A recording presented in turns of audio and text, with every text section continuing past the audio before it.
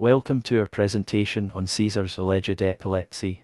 This topic touches on Roman medicine, political image, and rhetorical strategy. By exploring what ancient sources said about Caesar's health, we can better understand how Shakespeare uses this detail in the play to shape audience perception and deepen the drama. Several ancient writers suggest Caesar had what was then called the falling sickness, which we now associate with epilepsy. Plutarch and Suetonius both describe episodes where Caesar collapsed or became unresponsive.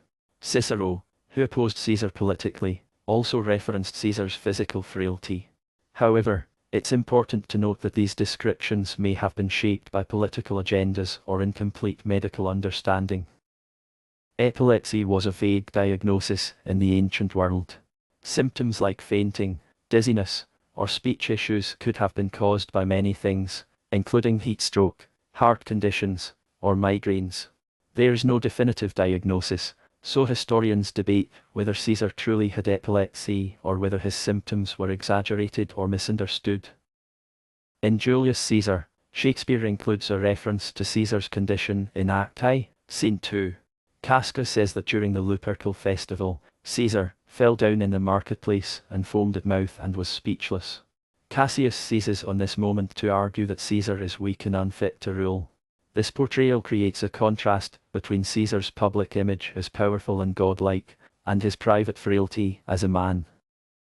In ancient Rome, epilepsy was seen as both a stigma and a divine affliction. Some believed it made a person unclean or cursed, while others thought it was a sign of being touched by the gods. A leader's physical health mattered a great deal. It shaped their authority and public trust. Caesar's alleged epilepsy made him vulnerable to criticism and undermined his image of invincibility. Cassius doesn't mention Caesar's illness to express concern. He uses it as a rhetorical weapon. He points to Caesar's seizures to persuade Brutus that Caesar is too weak to hold absolute power. This moment reveals how physical frailty can be turned into political ammunition. Shakespeare uses it to explore the tension between public image and private reality, and to show how persuasion often depends on framing someone else's humanity as a flaw. Thanks for following along. This detail may seem small, but it offers powerful insight into character, culture, and persuasion, both in Rome and in the world of the play.